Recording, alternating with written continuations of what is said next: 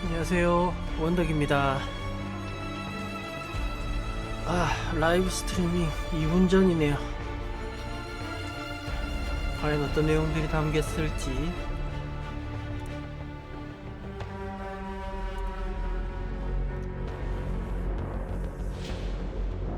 기대가 됩니다.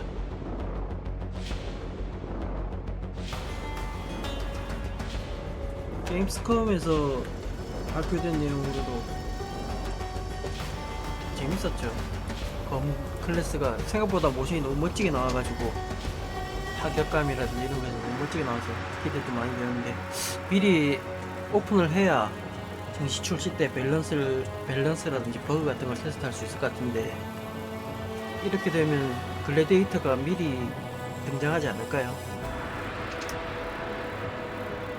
뭐 자신 있으면 오픈하고 뭐 고쳐가겠다 할 수도 있지만, 그거는 좀 아닌 것 같고, 빨리 오픈해서 테스트까지 다 받아야죠. 지금 얼리 액세스에서 정식에 그냥 이겁니다 하고 그 다음부터 고쳐 나간다는 건 조금 그럴 테니까, 오늘 어떤 내용들이 있을지 참 기대가 됩니다. 1분 30초.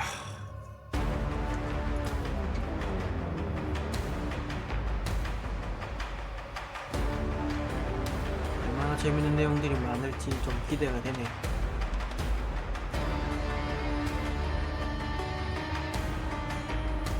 저 개인적으로도 이제 시간이 얼마 안 남아서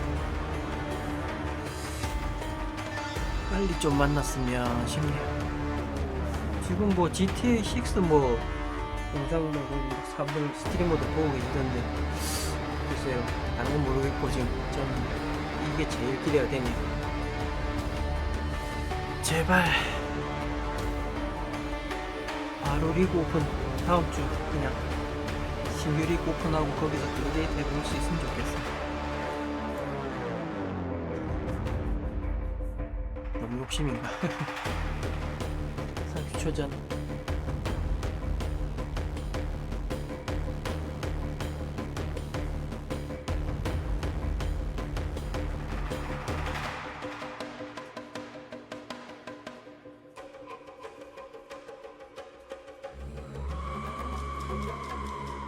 자막은 뭐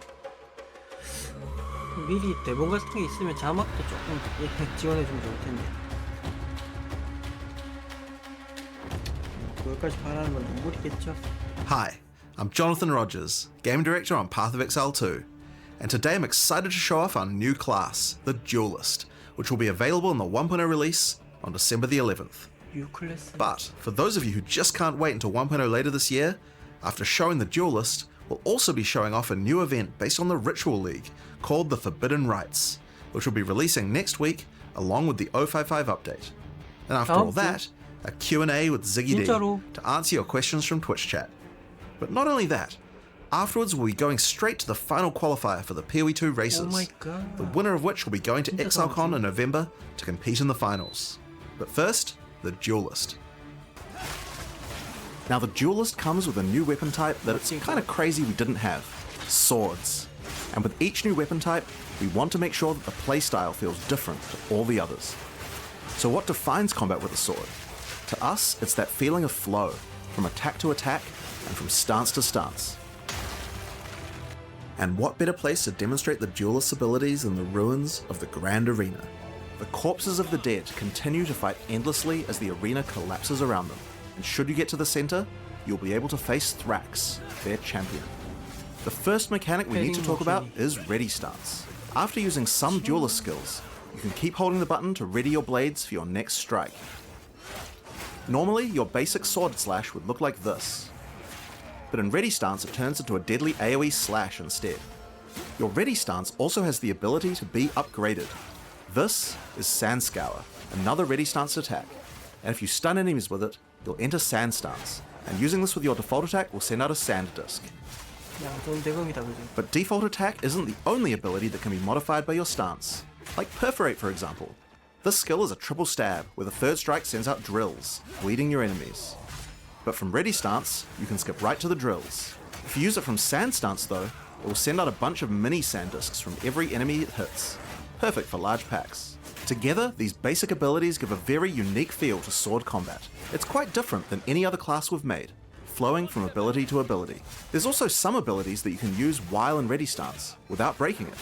A good example are war cries, like this one, Intimidate. 저 반짝이는 적대가 된다고. Use it to deliver a cutting insult to your foe, intimidating them and causing your next attack to knock them off balance. Another great ability you can use already is Rending Dash. This movement skill slices through monsters, but since you stay in ready stance, it allows you to reposition to the perfect angle to strike. So far, we've been using sand stance to tackle these enemies. But what about blood stance? For that, we'll need to switch from two-hand to dual wield. Now with swords, we wanted to make sure that the different options of one-hand, two-hand, or dual wield each have their own interesting playstyle. So unlike other weapon types, dual-wielding swords gives you the ability to parry attacks. Follow up with Bloody Blade to enter blood stance. When using this one with default attack, you'll create a deadly blood wave, causing your enemies to bleed. And of course, blood stance will also work with other skills that benefit from stances. So use it with Perforate, for example, and you'll get a bunch of mini blood novas. Once your enemies are bleeding, you might want to try out Hemorrhage. This skill creates deadly blood slashes that drastically speed up the bleeding on your enemies.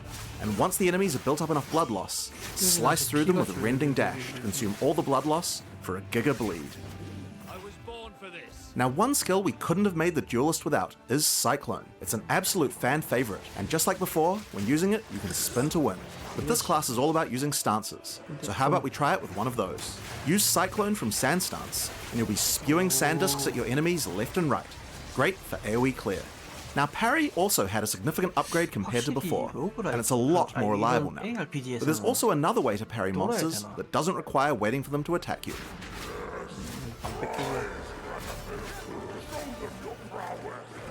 By switching to a shield, you can now bash enemies straight out of ready stance to parry them without waiting for an attack.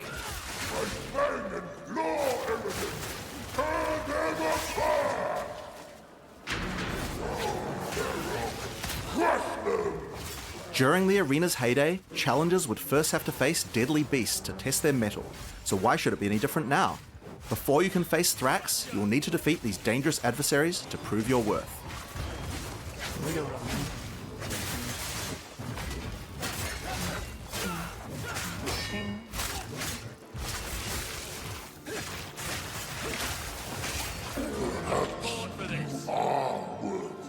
Another trick the Duelist has up his sleeves are buried blades. Earthrend creates blades that slice through the ground towards your enemies, and once in the ground, these blades have a few uses. The first one of these can be done using Charged Slash. The basic version is a simple lightning-infused cleave, but do it from ready stance, and it changes into a deadly spin, sending out lightning projectiles. But Charged Slash can also be used with the buried blades. Hitting them will turn them into mini Tesla coils, dealing lightning damage to nearby enemies. It seems here we have a warrior who refused to die. I'm sure we could put his equipment to better use. Just a petty thief.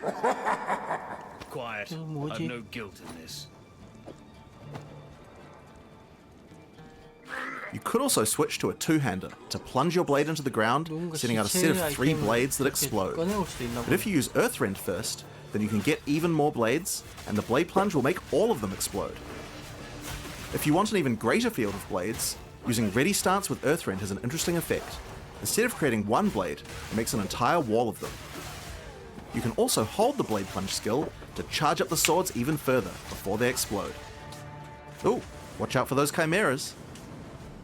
So for maximum damage, use ready stance into Earthrend, charge them up with Charge Slash, and do a held blade plunge for a massive explosion.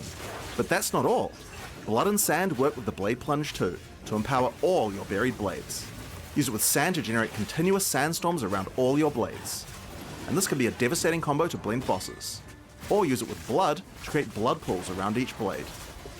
Cycloning through the blood pools will add blood to your cyclone, so that can be a fun option. But while we're talking about that, Cyclone counts as a storm, so it can pick up other elemental ground effects too. Blade Conduit will summon a bolt of lightning to your blade and create shocking ground, and cycloning through it will add lightning to your cyclone. Combine it with the blood to get both effects. And of course it's possible to get blood, sand, ice, fire, and lightning all at the same time on your cyclone. You guys will have to work out a good build for that yourselves. 출혈이 있다는 거하고. Already you can see from just the tools I've shown you, this class has a lot of interesting combinations of abilities. With even just a few skills, there are a huge number of options you can do in combat. Now before we get to the boss fight of this area, there's just one more skill I'd like to show you. World Cutter. Charge it up and unleash the ultimate slash. But that's not all. Like so many of the duelist abilities, it can be further enhanced with blood stance, or sand stance too. Alright, so those are just a few of the tools the duelist has at his disposal. So let's use them to face the true threat, Thrax, the champion of the arena. Thrax, little one. 저는 차징 누르고 있는 집중형 스킬을 잘 쓰기 가만히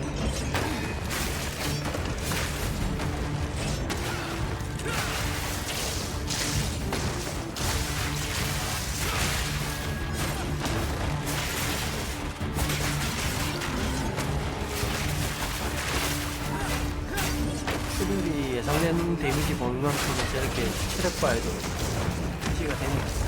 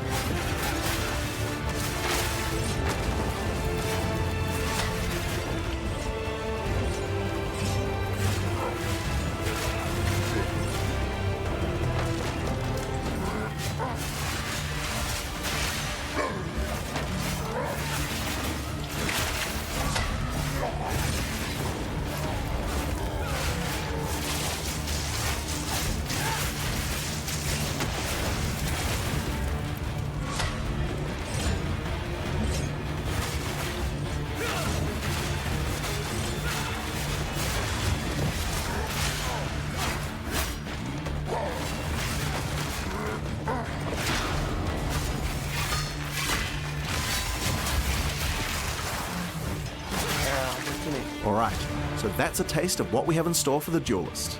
It's my favourite class I've ever worked on, and provides a really dynamic combat experience that's just quite unlike any other ARPG. But we also wanted to show what kind of possibilities there are for the Duelist in the endgame.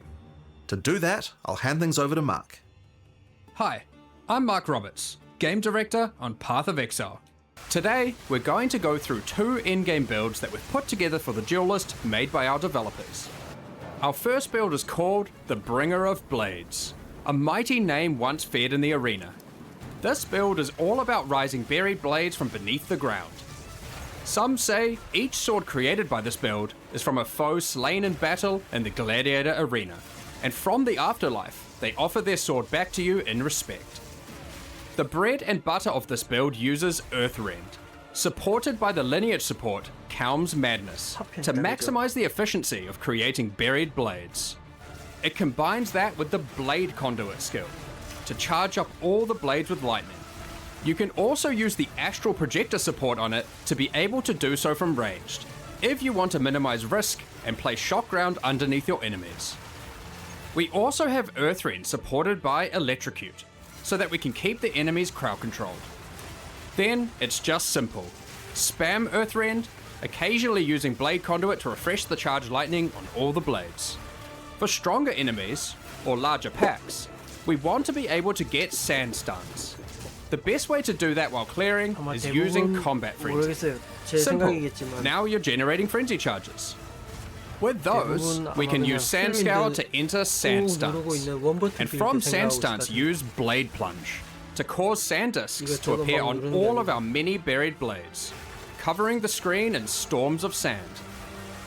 Of course, you want to use eroding sands too, because as the sand discs are doing many small hits, you want to make sure enemies have as little armor as possible, for maximum damage.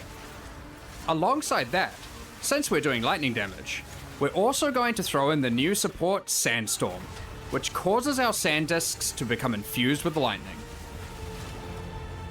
The other tool we're using is this support, which causes all your buried blades to add miniature auras that give you damage.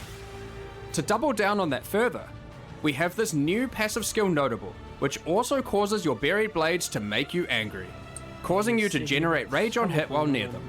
With those, we want even more buried blades. So, let's take it to the extreme.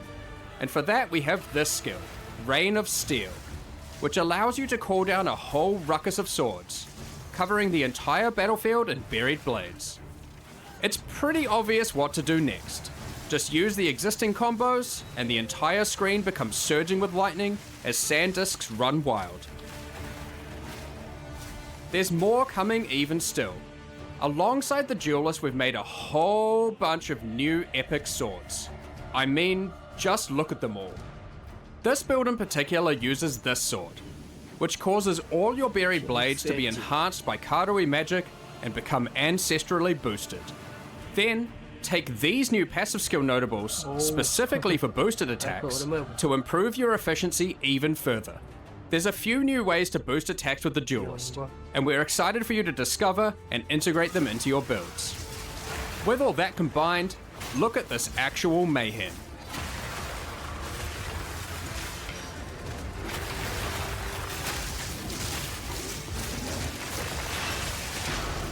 Now, we tried to not use unique items on this build, as we wanted to show its potential with just standard gear and skills. But this next one is a different story. So, let's move on to our second build. Here we have the Scourge Walker.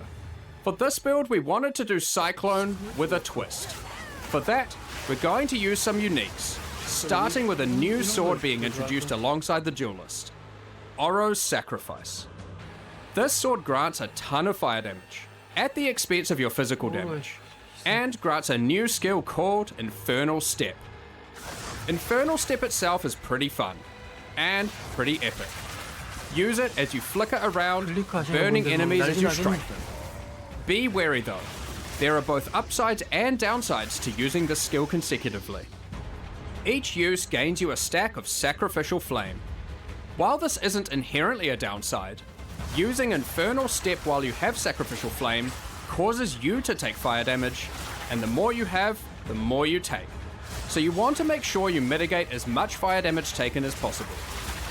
In order to do this, we're using even more uniques, like these, which have received some changes, Molten Tenet and Zoph's Blood. Then we've just gone and used good armor gear in our core armor slots to stack up as much defense as possible. So, what about damage? We're doing a few things here that are pretty out there. Given we're using Oro's Sacrifice, we're dealing purely fire damage. However, we still need to be able to bleed for some huge DPS you'll see soon. To do that, we're using this unique ring, Blistering Bond. This allows our fire damage to scale bleeding, instead of physical damage. Our last unique is Beric's Respite. As said originally, we want a Cyclone, which is a wind skill, and can benefit from elemental ground surfaces. Now, our Cyclone is a fiery vortex. One last thing to note before showcasing our Scourge Walker in action is that Oro's Sacrifice also grants you frenzy charges while at maximum Sacrificial Flame.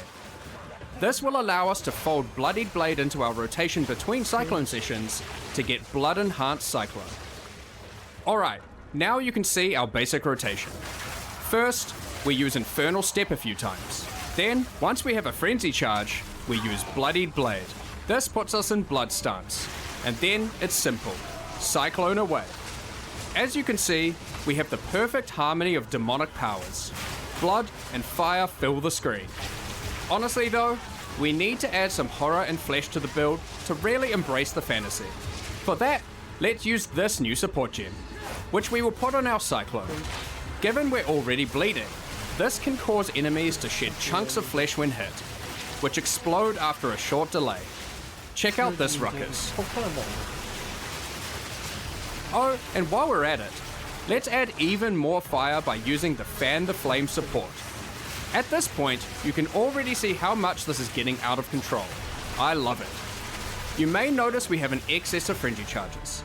So, you want to throw on Echoing Strikes, which consumes all your frenzy charges to cause our next cyclone to create a bunch of cyclones.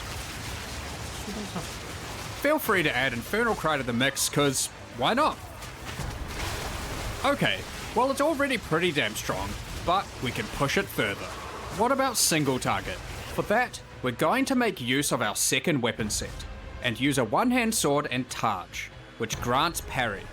However, instead of using a regular Targe, we're going to use this Runeforged Targe, which grants us a special version of parry that maintains its stances when used. So if you are in Blood stance and use it, you will remain in Blood stance afterwards. This includes while using the dashing parry that Jonathan mentioned earlier. We are going to want our parry debuff duration to be as long as possible, so we can spend more time spinning. To get that, we're using another new sword base type. This one adds base duration to parry. We've also then invested into as much parry duration in this weapon set as possible on new passives on the tree. Now, we can make this even better by using a new support that allows our parry to apply armor break. And to get it to benefit from our fire damage, we will anoint the Molten One's gift on our amulet. Now, our armor break causes enemies to take extra fire damage. So now, we just get into Blood stance using Bloody Blade, use parry, which dashes in, keeping us in Blood stance, then we cyclone our way to glory. Don't forget to also use Echoing Strikes once you get enough frenzy charges. I mean, just look at this damage. You may have noticed we didn't show any Ascendancy classes. That's right, these builds weren't even Ascended, so their build potential goes so much higher. And the Ascendancies are pretty epic. Here's some art to tease them. But to find out more about that, you'll have to check them out when we show them at ExileCon later this year. We hope you enjoyed our Duelist demonstration. We're really excited to have you get your hands on it and start slicing and dicing throughout Rayclast. Now, Path of Exile 2's full 1.0 launch is later this year on December 11th. But if you just can't wait till then, next week we are doing our 055 update, and it includes a bunch of changes as well as a new event. Given that, it's finally time to talk about Forbidden Rites, a new event based on the Ritual League that will be starting with our 055 patch next week. But that's not all. We also have a massive overhaul to the Trial of Chaos, some new in-game Abyss content, and more. So, let's dive straight into it. The King in the Mists and his cultists, left unchecked, have spread their influence. By his will, the Nameless have been performing gruesome rituals throughout Rayclast, all the way from the forests of Ogham to the deserts of the Maraketh, and even Utsal and the Karui Islands, afflicting everything around them with a foreboding darkness. As you can see, they've been quite successful in their efforts, and if not stopped soon, who knows what will become of Rayclast. During the Forbidden Rites event, your goal is to put an end to their nefarious plans. In each area of the campaign, you'll find a ritual encounter. For those unfamiliar, these are effigies that are guarded by the Nameless and their servants. By defeating them within the ritual site, you can then activate the effigy and fight them again as they are revived by dark magic, all whilst various plagues will try to kill you. Defeating the revived monsters causes their blood to go to the effigy to be used as tribute. After the encounter, use the tribute you earned to acquire rewards. These rituals, unlike their in-game counterparts, will not exclusively reward unique items, and instead will give you a bunch of items useful for leveling, like currency for crafting your gear alongside a bunch of equipment. Ultimately, in every area, you get to kill some monsters and then go on a small shopping spree. However, we know people liked having unique item rewards from Ritual, and we wanted that to still be present in the campaign, but we just couldn't give one out in every single area. Throughout each act, 2 times, and once in each interlude part, you'll see these clusters of more epic ritual effigies on the world map. When you reach these areas, you'll notice that unlike normal, the effigies aren't just in a random location in the area, but they're on top of the area's boss fight. By completing these boss rituals, the boss will then be carried forward and added to the next ritual in the cluster in the next area, where you'll face it as part of an increasingly dangerous series of boss waves. For example, the first cluster you'll encounter is shown here, containing large effigies in Clearfell, Mudburrow, the Grellwood, and the Grim Tangle. If you complete the ritual in Clearfell, the Hag boss will appear during the ritual in the Mudburrow, alongside the Devourer. Once you've completed that area, the ritual in the Grellwood will include Brambleghast, alongside the Hag and the Devourer.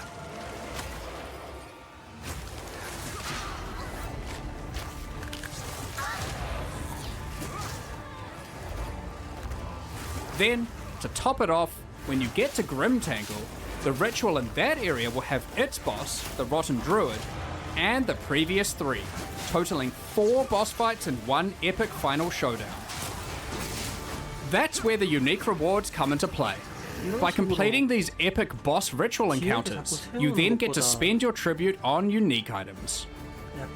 Given ritual is the content of the league, we wanted to make sure it worked in multiplayer well. Historically, only the creator of the area gets to spend tribute at the end, while your friends just have to watch. We've made some improvements to this experience. In 055, every party member earns their own tribute and can spend it on their own rewards, so no one has to miss out. In order to make it not too rewarding in groups, we've restricted it so party members are unable to reroll the shop and they have fewer options available to choose from. So that's the campaign and a multiplayer improvement, but what about the endgame? Given that ritual was already available to be added to your maps, well, once you reach the endgame, you'll still have ritual encounters in every area, and they'll still give unique items and omens, but we've added one extra mechanic here to add new difficulty and reward heights to your endgame maps. After completing rituals in endgame, you want to keep an eye out for this item, a Sacred Bloom, which you can spend tribute on to acquire. If you happen to find one, you can then use it and apply an entrance to the Wildwood to an in-game map of your choice on the Atlas. Then, when you enter that map, you'll find this entrance at the start of the area. By entering it, you're sent into the Wildwood. You have limited time here, but while in the Wildwood you can find wisps, and you want to follow the trails of them and collect as many as possible. There are 3 different types of wisps: Primal, Vivid, and Wild. When you then have to exit the Wildwood, the wisps are freed and will spread across the map, possessing and influencing many monsters. Primal wisps, when freed, can cause normal monsters to become magic monsters. Vivid wisps, when freed, can add additional modifiers to rare monsters. And Wild wisps add rarity of items dropped to all monsters. If you're really lucky, keep an eye out for these Sacred Wisps. I wonder what they do. Of course, you can gather all 3 types of wisps if you really want to juice your maps.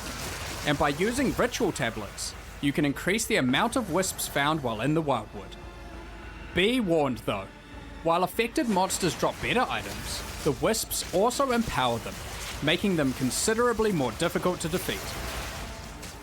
So, that's the Forbidden Rites event. While it isn't a full league in the traditional sense, it gives you the perfect opportunity to start in a fresh economy.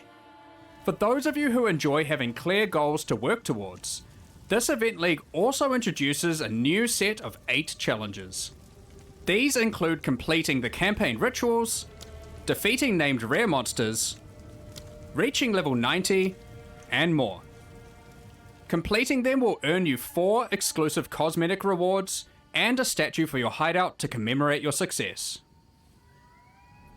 Swarm your enemies with the Locust Footprints effect, and send your foes scurrying to their demise with the Locust Swarm Finisher effect.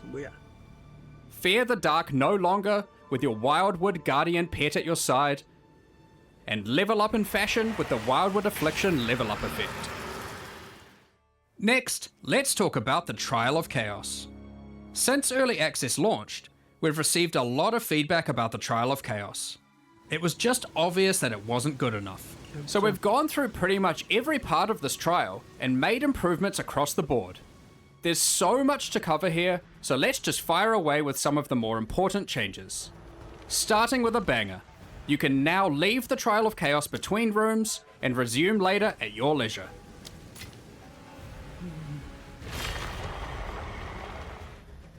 Alongside improving almost every aspect of the encounter types, we've made far more of the rooms just about slaying all the enemies, instead of the more specific objectives like escorting the statue or implanting soul cores.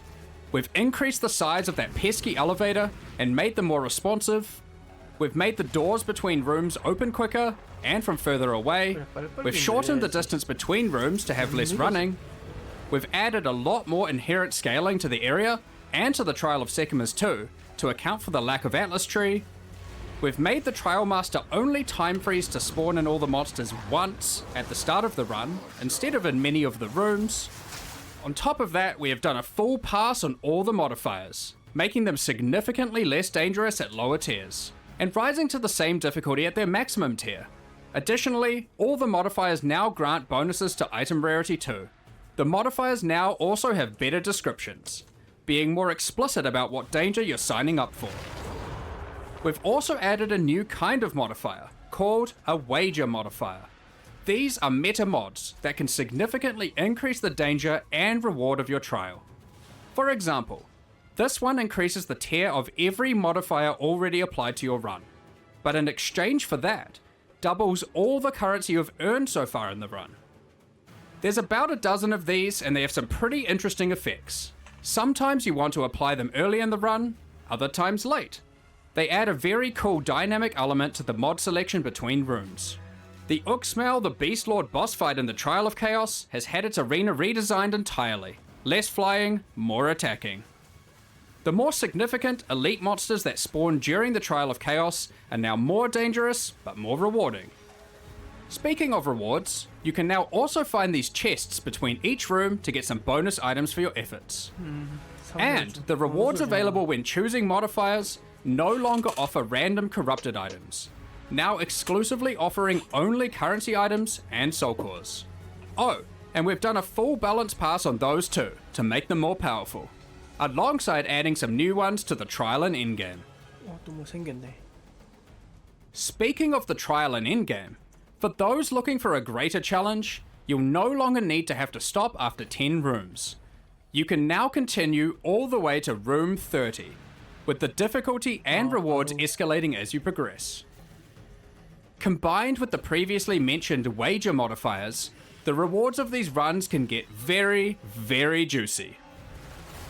Reaching these later rooms will also allow you to obtain all 3 Trial Master fragments in a single run, giving skilled players a clear and reliable path towards facing the Trial Master rather than leaving their progress entirely to chance. We've moved the functionality of the wager currency mechanic from magic inscribed ultimatums that could drop from the Trial Master into the base mechanic. This can be accessed at the end of every 10th room. Overall, this is a much more polished version of the Trial of Chaos, and we think it addresses many of the concerns players have raised over the past several months. When we introduced the new endgame in Return of the Ancients, we wanted the journey through the fortress to feel epic, and it was. But your first time progressing through it, it is a massive undertaking. With a fresh economy, we wanted to make the fortress easier to complete, so in 055, we're making some changes. After completing the main questline, you can now just venture out of the fortress and find another Arbiter of Divinity key. By defeating this more difficult version of the boss, all remaining sections of the fortress will be automatically completed. Now, onwards to Abyss.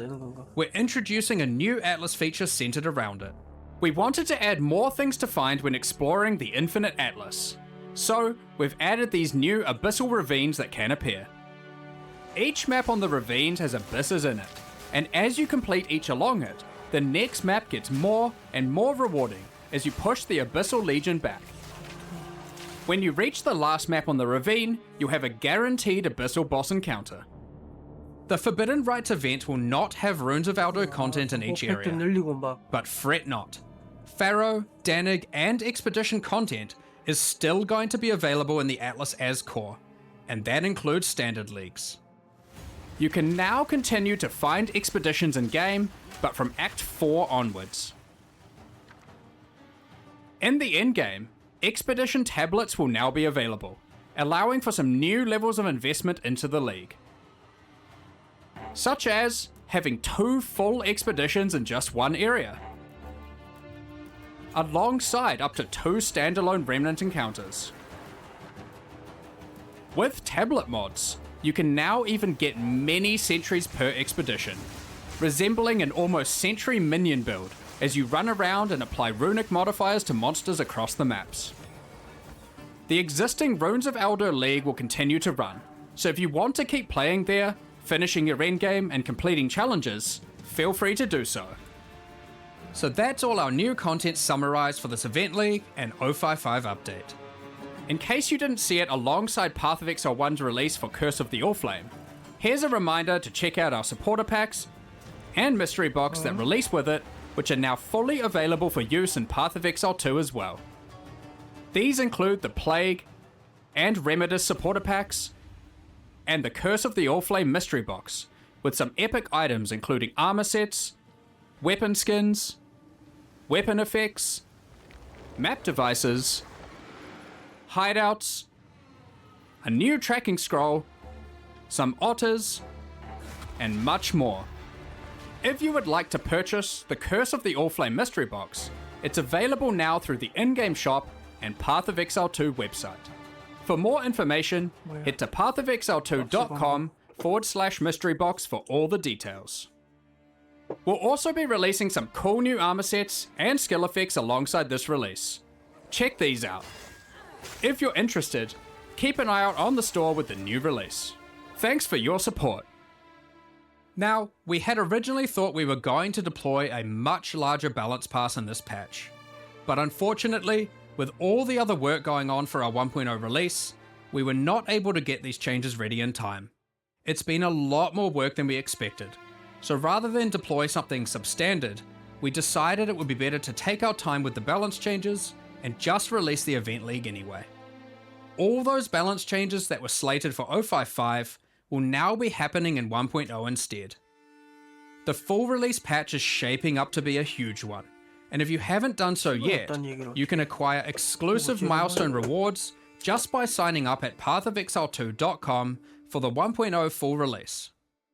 Also, we hope you join us for ExileCon on November 7th New Zealand time to see what else we've been cooking up. But in the meantime, we hope you enjoy the Forbidden Rites event, which starts at the end of next week. See you in Raycast. We're just about to start the Q&A with Ziggy D, so get your questions ready.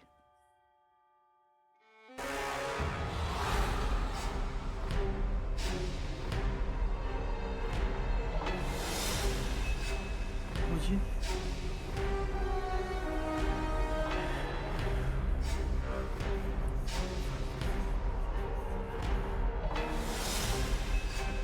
밸런스 패치도 없고 뭐 시간에 못 맞춘다 그러면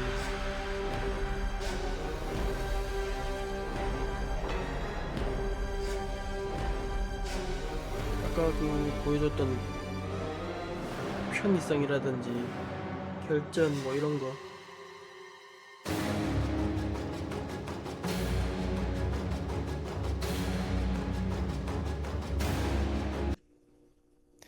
G'day and welcome back, Exiles. Joining you from around the world, I am Ziggy D in Australia. We've got Jonathan over at Gamescom, and we've got Mark in New Zealand. So we're all over the place this time, coming at you remotely for some Q&A to talk about what we saw with the Duelist today, the 0.55 event update, and various other little questions that you might have in a bit of a mini Q&A session. Thanks for joining us from all over the place, folks. Jonathan, you're at Gamescom at the moment, where some lucky people are able to actually play the Duelist.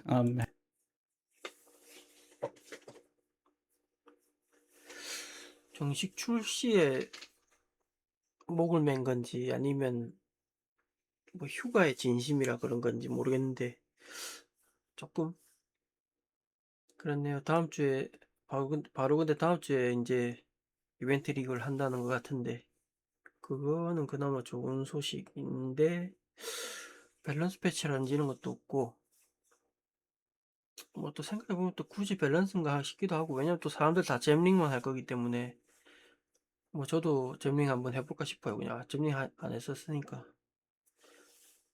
신규 클래스는 추가가 안 되는 건가?